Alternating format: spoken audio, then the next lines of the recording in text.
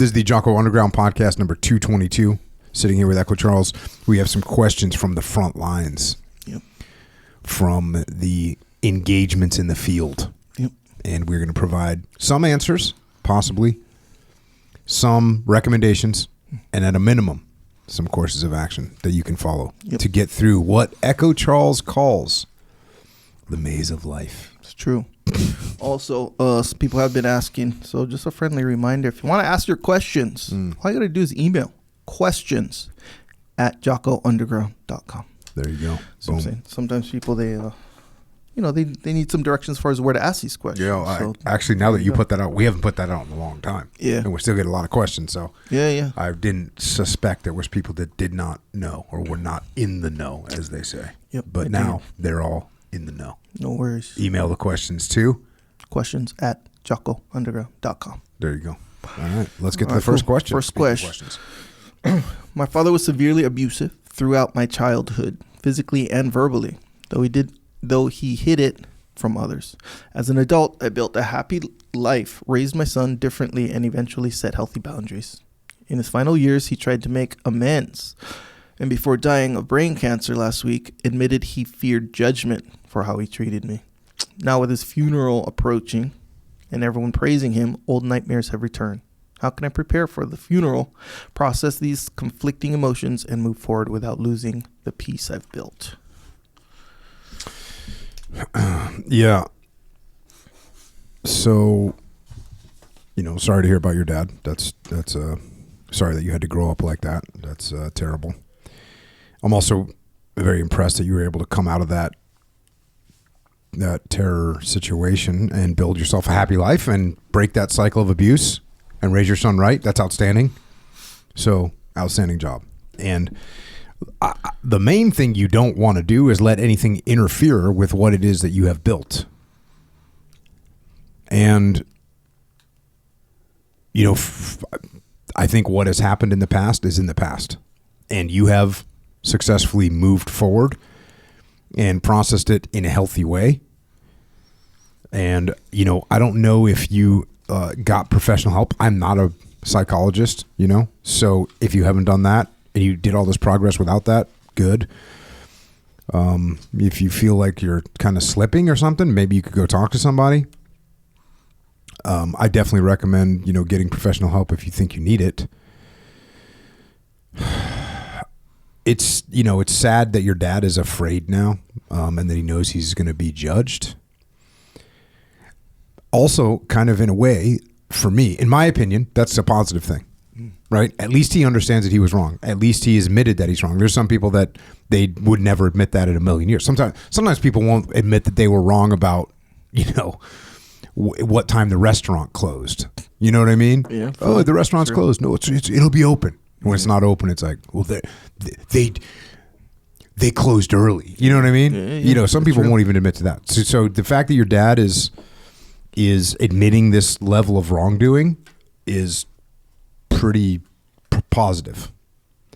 The funerals, funerals are emotional. It's going to be emotional. I'm sure it's going to be difficult for you to hear people praising him without knowing these terrible things that he did to you. I'm not sure what good it would go to detail what happened, to you. I don't know if you're going to give the eulogy or if you're going to speak.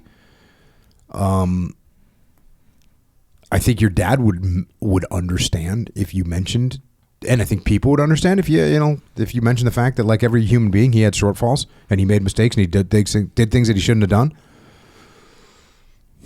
And in the end, he knew he was wrong, and he hoped for forgiveness.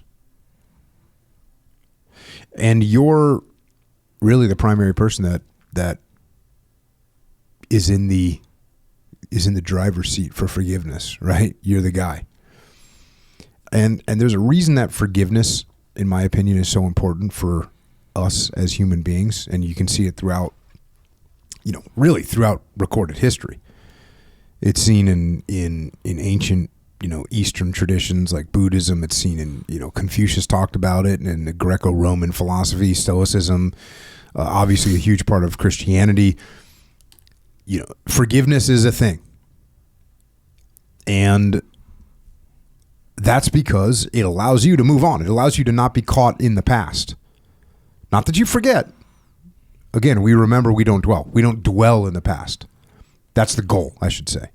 The goal is not to dwell in the past and think about all the bad things. The goal is remember. You know, you're raising your kid differently. You remember that it was bad what you went through, so you've taken a different path. But, you know, you're the one that is sitting in the seat of forgiveness here, potentially. And again, forgiveness is not condoning someone in their behavior. It's not excusing someone and their behavior. It's not forgetting someone and their behavior. It's not even really reconciliation. Like, you can forgive someone and still not talk to them. You know, I think the definition along the lines of accepting reality, that this is what happened, and then releasing the burden of resentment and pain and moving forward. I think that's, when I think about forgiveness in a case like this, that's what I think of. Not excusing, not condoning, but hey, this is the reality. A human being acting like a human being. Human beings are flawed. Their egos take over, their animal instincts take over, their emotions take over, and they don't control themselves. They can, but they don't. And this is what human beings do. So it's not approved. It's not condoned. But do you want to dwell in that past forever? Do you want to continually let that, drive your behavior? You know, we had Harley Flanagan on the podcast. Yeah. And, his dad was a terrible person. Abusive, alcoholic, drug addict. I'm pretty sure he died in a dumpster fire. He was in a dumpster trying to stay warm at night, lit a fire in there, and died in there, or OD'd in there, something along those lines. But I mean, just terrible. And Harley was on the podcast. He was kind of telling that story. He's getting pretty emotional, and he said, "I forgive you, Dad."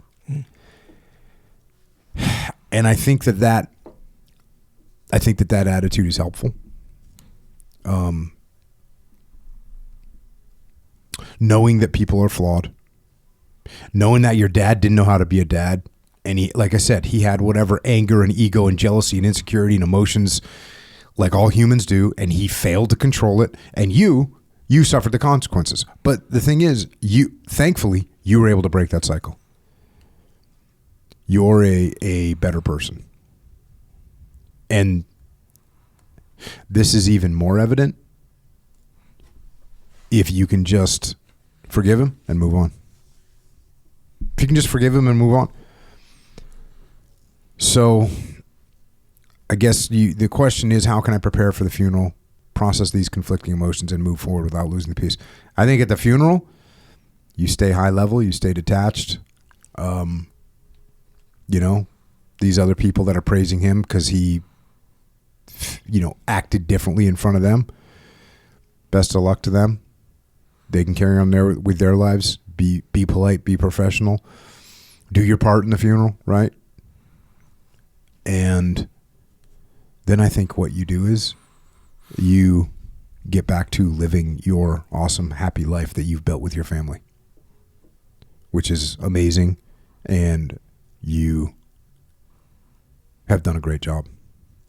So that's where I'm at, man. Sorry you had to go through this, but damn, it is impressive to hear how you've turned out and the way you've built your life. Yeah. Don't get dragged into the past, man. Don't do it. Don't get dragged down. There's always opportunities to go backwards. There's always opportunities to go backwards, to fall down. Oh, yeah. It's easy to fall down. It's easy to go down. That all those human emotions that you have. So that is a little excerpt of what we are doing on the Jocko Underground podcast. So if you want to continue to listen, go to JockoUnderground.com and subscribe. And we're doing this to mitigate our reliance on external platforms, so we are not subject to their control. And we are doing this so that we can support the Jocko podcast, which will remain as is, free for all, as long as we can keep it that way. But we are doing this so we don't have to be under the control of sponsors, and we're doing it so we can give you more control, more interaction, more direct connections, better communications with us. And to do that, we're building a website right now where we'll be able to utilize to strengthen this legion of troopers that are in the game with us. So thank you. It's JockoUnderground.com. It costs $8.18 a month. And if you can't afford to support us, we can still support you. Just email assistance@JockoUnderground.com and we'll get you taken care of. Until then, we will see you mobilized underground.